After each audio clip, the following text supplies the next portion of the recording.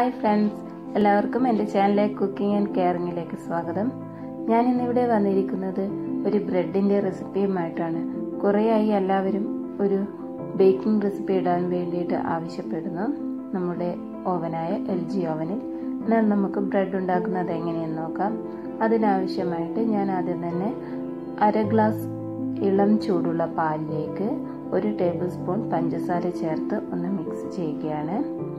ഇളം ചൂടുള്ള പാല് തന്നെ ആയിരിക്കണം. നമ്മുടെ വിരലൊക്കെ കുത്തി നോക്കുമ്പോൾ അത് കുഴപ്പമില്ല എന്ന് തോന്നുന്ന മട്ടിൽ. അധികം ചൂടോ അല്ല എങ്കിൽ അധികം തണുത്തതോ ആയിരിക്കരുത്. കാരണം ഈസ്റ്റ് നമുക്ക് ഇതിലാണ് ഫെർമെന്റ് ചെയ്യാൻ ഇട്ട് വെക്കേണ്ടത്.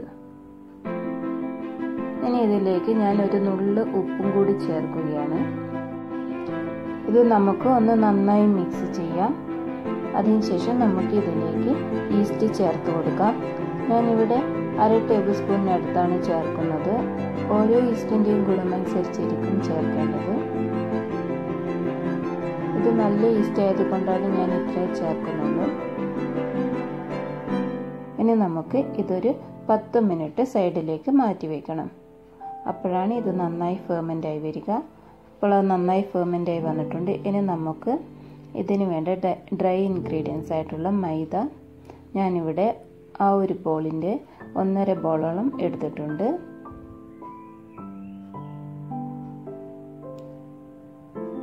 ഇനി ഇതിലേക്ക് നമുക്ക് നമ്മുടെ ഈസ്റ്റിൻ്റെ മിക്സ് ചേർത്തിട്ട് ഒന്ന് നന്നായി കുഴച്ചെടുക്കണം.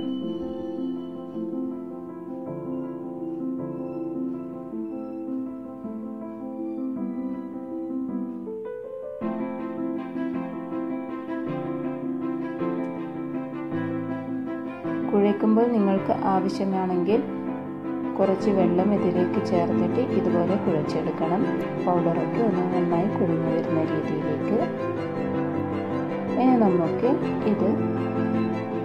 ഈ സമയത്ത് ഞാൻ ഒന്ന് ഹാർഡായി ഇത് കുഴച്ച് വെക്കുന്നില്ല. ഞാനിത് ഒരു നനഞ്ഞ ടവൽ ഉപയോഗിച്ചിട്ട് ക്ലോസ് ചെയ്തിട്ട് ഒരു അരമണിക്കൂറോളം ഇങ്ങനെ വെക്കുകയാണ് ചെയ്യുന്നത്. അതിനുശേഷമാണ് ഞാനിത് ഈ ഡോ പുറത്തേക്ക് എടുത്ത് നന്നായി സോഫ്റ്റ് ആക്കുന്നത്. അതിന് വേണ്ടിയിട്ട് നമുക്ക് ഒരു ടേബിൾ ടോപ്പിലേക്ക് കുറച്ച് മൈദ വിതറി കൊടുത്തതിന് ശേഷം ഈ ഒരു മാവിലേക്ക് കുറച്ച് ബട്ടർ കൂടി ചേർത്തിട്ട് വെണ്ണ കൂടി ചേർത്തിട്ട് നന്നായി നമുക്കിത് കുഴച്ചെടുക്കണം.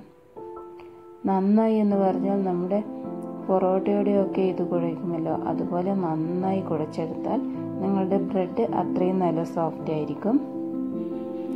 നമ്മളിതിൻ്റെ ഈ മാവ് ഒരിക്കലും ഹാർഡായി പോവരുത്. ഇത് കണ്ടില്ലേ, കുറച്ചൊരു സ്റ്റിക്കി പോലെ ആയിരിക്കണം ഈ മാവ്.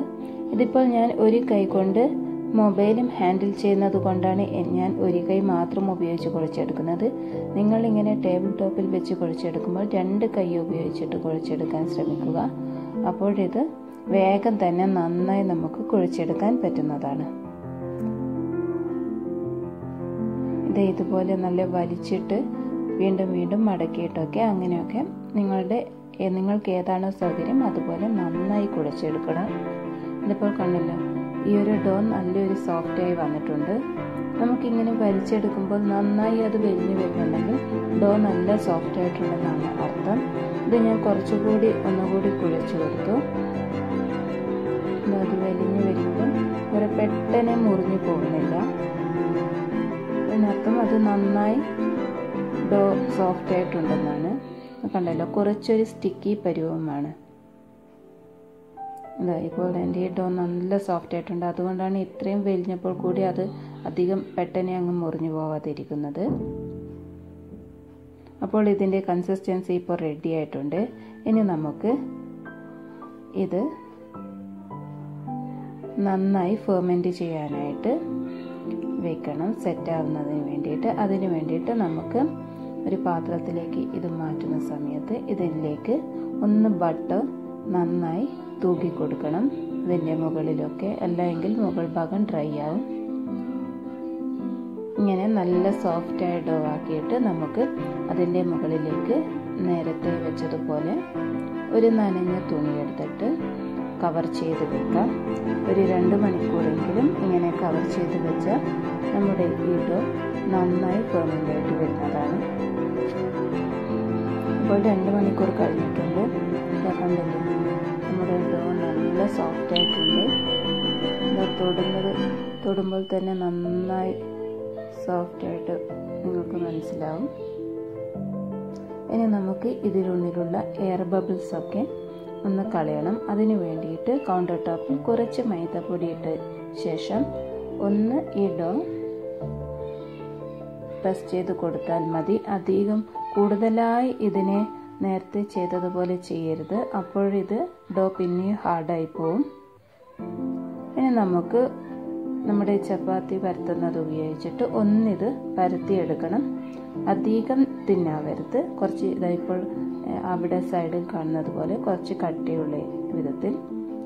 അതേ സമയത്ത് ഞാൻ എൻ്റെ മോൾഡിലേക്ക് കുറച്ച് ബട്ടർ തേച്ച് വെച്ചിട്ടുണ്ട്.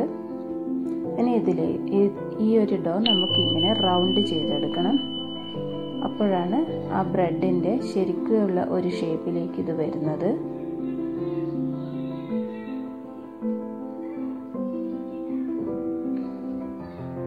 ഇനി നമുക്ക് ഇത് മോൾഡിലേക്ക് മാറ്റി വയ്ക്കാം.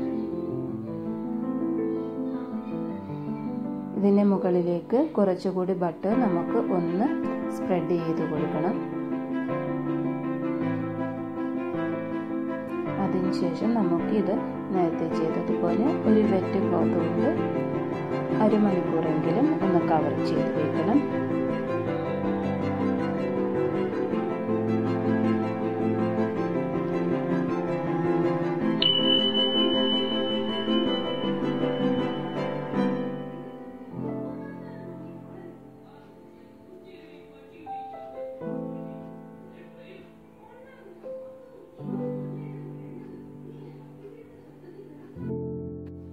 ഇതിപ്പോൾ 1/2 മണിക്കൂറായിട്ടുണ്ട്. ഇതിപ്പോൾ നേരത്തെ നമ്മൾ വെച്ചതിനേക്കാൾ നന്നായി പൊങ്ങി വന്നിട്ടുണ്ട്. അതായത് ഇത് വീണ്ടും നന്നായി ഫെർമെൻ്റ് ആയിട്ടുണ്ട്. ഇനി നമുക്ക് ഇതിൻ്റെ മുകളിൽ, ഇത് ഓപ്ഷണലാണ്, ഒന്നുകൂടി ബട്ടർ വേണമെങ്കിൽ നിങ്ങൾക്ക് തൂവിക്കൊടുത്ത് അതിൻ്റെ മുകളിലേക്ക് സെസമി സീഡ്സ് ഉണ്ടല്ലോ വൈറ്റ് കളറിലുള്ളത്, അത് നമുക്ക് വേണമെങ്കിൽ ഇതിൻ്റെ മുകളിലേക്ക് ചേർത്ത് കൊടുക്കാം. ഇനി നമുക്ക് ഇത് ബേക്ക് ചെയ്യാൻ വയ്ക്കാം. അതിനുവേണ്ടി ആദ്യം തന്നെ നമുക്ക് ഓവൻ പ്രീ ഹീറ്റ് ചെയ്യണം. അതിന് വേണ്ടിയിട്ട് ഓവൻ ഓൺ ചെയ്ത് കൺവെക്ഷൻ ബട്ടൺ പ്രസ് ചെയ്യുക. അതിനുശേഷം സ്റ്റാർട്ട് ബട്ടൺ പ്രസ് ചെയ്താൽ മതി. അപ്പോൾ നമ്മുടെ ഈ ഓവൻ ഓട്ടോമാറ്റിക്കായി പ്രീ ഹീറ്റ് ആവുന്നതാണ്. പ്രീ ഹീറ്റിന് നമുക്ക് ഈ ഓവനിൽ വേറെ ടൈമൊന്നും കൊടുക്കേണ്ട ആവശ്യമില്ല. പ്രീ ഹീറ്റ് ആയാൽ ഇത് തന്നെ ഓഫായിട്ട് ബീപ്പ് സൗണ്ട് വരുന്നതാണ്. ആ സമയം നമുക്ക് ഓവൻ ഒന്ന് ഓപ്പൺ ചെയ്ത് നമ്മുടെ മോൾഡ് ഉള്ളിലേക്ക് വെച്ചതിന് ശേഷം ഡോർ ക്ലോസ് ചെയ്ത് ടൈം അഡ്ജസ്റ്റ് ചെയ്യാം.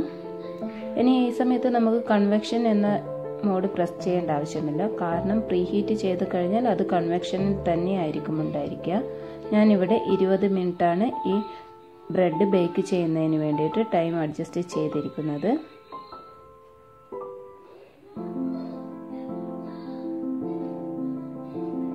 ഇതാ നമ്മുടെ സൂപ്പ് പുറമെ നല്ല ക്രഞ്ചിയും ഉള്ളിൽ നല്ല സോഫ്റ്റുമായിട്ടുള്ള ബ്രെഡ് റെഡി ആയിട്ടുണ്ട്. നിങ്ങൾക്കിത് കാണുമ്പോൾ തന്നെ മനസ്സിലാവും, സൈഡൊക്കെ നന്നായി ബേക്ക് ആയിട്ട് വന്നിട്ടുണ്ട്. നിങ്ങൾക്ക് എൻ്റെ ഈ വീഡിയോ ഇഷ്ടമായെന്ന് കരുതുന്നു. കേക്കിൻ്റെ ഒരു വീഡിയോ ഞാൻ വേഗം തന്നെ ഇടുന്നതാണ്. നിങ്ങൾ സബ്സ്ക്രൈബ് ചെയ്യാതെയാണ് എൻ്റെ ഈ വീഡിയോ കാണുന്നതെങ്കിൽ ഒന്ന് സബ്സ്ക്രൈബ് ചെയ്ത് എന്നെ സപ്പോർട്ട് ചെയ്യണം. ഇനി നമുക്ക് അടുത്ത ഒരു വീഡിയോയിൽ കാണാം.